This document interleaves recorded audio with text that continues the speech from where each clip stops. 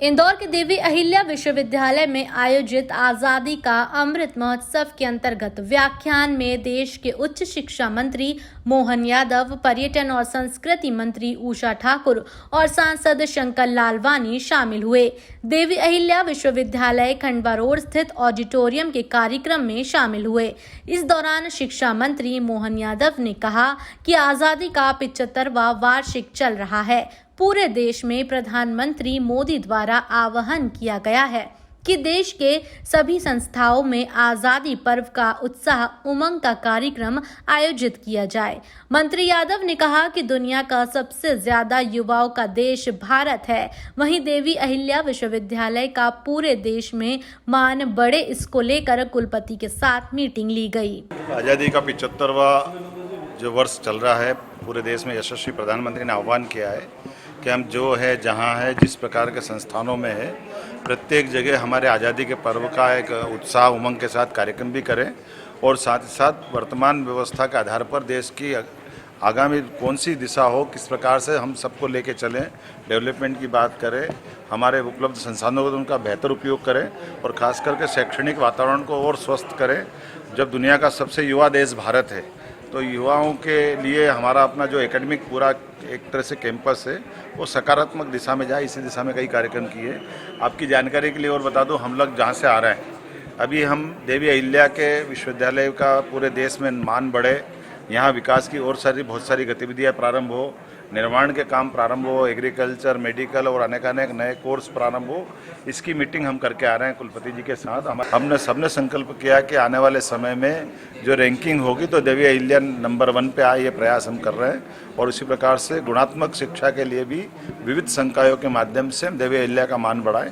वहीं मंत्री मोहन यादव ने कहा कि 15 सितंबर से 50% छात्रों के साथ स्कूल खोलने की अनुमति जारी की जा चुकी है।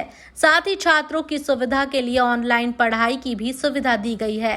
साथ ही इस नए शिक्षा सत्र में 100 से नए छात्रावास प्रारंभ किए जाएंगे। मंत्री यादव ने कहा कि पूरे देश की शिक्षा नीति में मध्य प्रदेश की नई शिक्षा नीति नंबर 1 पर आई है। के व्यवस्थित निर्देश जारी हो गए हैं। 15 तारीख से 50% छात्र संख्या के बलबूते पर हमारी पढ़ाई रहेगी। जो विद्यार्थी घर रहेगा उसको ऑनलाइन पढ़ने को मिलेगा।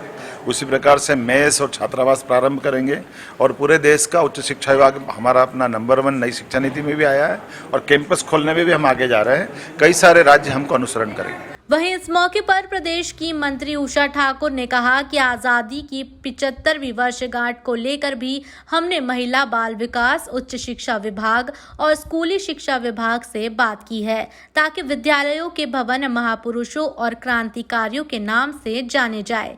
जब हमारे पास इतना गौरवशाली इतिहास है, तो क्यों ना हम स्कूल का नाम महापुरुषों और क्रांतिकारियों के नाम से रखें। इस दौरान मंत्री उषा ठाकुर ने कांग्रेस पर भी जमकर निशाना साधा। देखिए, आज़ादी का 75वां वर्ष मनाना उस हर व्यक्ति की जिम्मेदारी है जो इस देश में रहता है। उन क्रांतिकारियों के प्रति अपनी आदरांजलि, अपनी पुष्पांजलि, अपनी श्रद्धांजलि करना, क्योंकि निस्वार्थ भाव से उन्होंने अपना सर्वस्व न्यौछावर किया देश की आज़ादी के लिए, ताकि आप और हम आज़ाद देश में जी सकें। मेरे कांग्रेस साथियों से मेरा यह कहना है कि बंधुओं, बहुत अच्छा हो कि आप एक बार आत्ममंथन चिंतन करें। कांग्रेस की सत्ता का 65 साल इस बात का गवाह है कि देश के क्रांतिकारियों को मैं तथ्य और प्रमाणों के बदनाम किया गया। आप एनसीईआरटी का पाठ्यक्रम उठाकर देखें, आप मध्य प्रदेश की कई पाठ्यपुस्तकों को देखें। हमारे महापुरुषों को कहीं आतंकवादी तो कहीं हत्यारा, कहीं डकैत, इन शब्दों से नवाजा कांग्रेस ने। हमारा संगठन, हम सुप्रीम कोर्ट, हाई कोर्ट तक लड़े और 108 तथ्यों में मैं प्रमाणों के हमने उनको परिवर्तित कराया। तो क्या निष्ठा है उनकी क्रांतिकारियों और महापुरुषों के प्रति, ये तो कांग्रेस खुद ही बताए।